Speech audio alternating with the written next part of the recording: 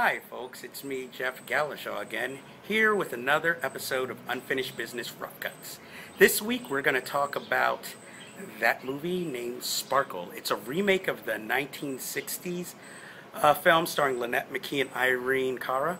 It's about three sisters in the 1960s who form a girl singing group, excuse me, and they become local celebrities, and as their fame rises, it starts to tear not only their family but them apart as entertainers, because everybody's thinking, hey, I'm the best one. But the remake, I have to say, is pretty faithful. It's a little more positive than the 1960s version, or excuse me, 1970s version was. Whereas it's not as fatalistic, and as an African American, I have to say that I am happy because a lot of African American cinema these days seems to be more nihilistic and depressing. But this one, it has sass, it deals with a lot of drama and melodrama that might feel cliche, but as the film goes on, it kind of springs them and makes them feel uncliched, or makes them feels a little more new. It's sort of like, think of it as like if you had a tire. It's kind of sturdy, but if you kind of put a hubcap on it, you make it flashy, it still looks nice, and it's still as sturdy as it always was. Now, this film is also noted for being the last performance of Whitney Houston, and while she does look tired in the film, it actually works for her character, who's a single mother raising all these three daughters and is an ex-singer herself and doesn't want to see them see what happened to her happen to them. And I have to say, as a whole, the film is actually very good. I really got into it. The audience I was with got into it, which I haven't seen since the film Dreamgirls, but this is better overall to me than Dreamgirls was, even though I love Dreamgirls. Don't hold that against me.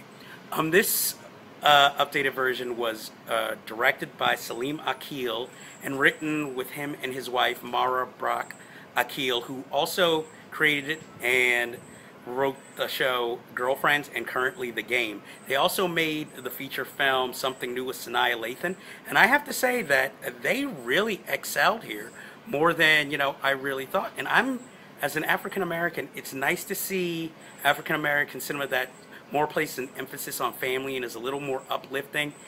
But I will say that while they do touch on certain plot lines that unfortunately still play a role in a lot of African American films, such as drug addiction, domestic violence, I'm not going to say it's painted over, but it's dealt with in a more realistic way.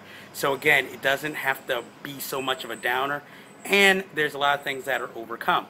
I have to say, Carmen Ejejo, who plays the oldest sister, oh my god, she is fine, and she's actually a talented actress. Tika Sumpter as the middle sister, who is the more sassy and smart-mouthed one, is hilarious. And Jordan Sparks has come a long way from American Idol, because this girl has got some soul.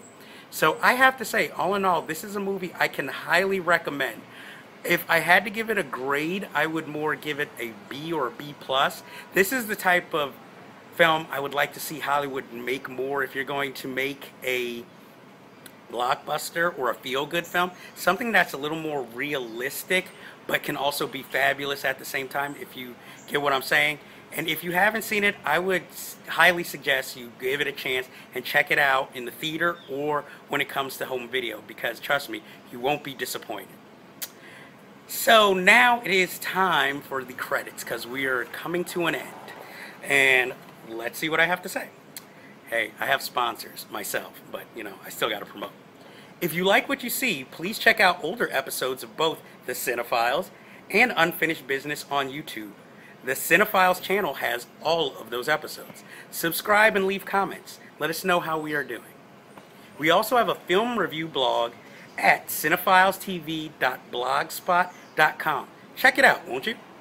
If that wasn't enough, yes, we have Facebook pages too, which include the latest film news and open forums. And that is the credit sequence. And all I have to say to you out there is, we have finished this business, but remember, there is always unfinished business. And I must ask you, have you seen Medicine for Melancholy? If not, why not? Because it's fucking awesome. And that brings us to a close for this week, or this episode. I shall see you. Still working out the kinks. But I shall see you, and please enjoy. Until the next time.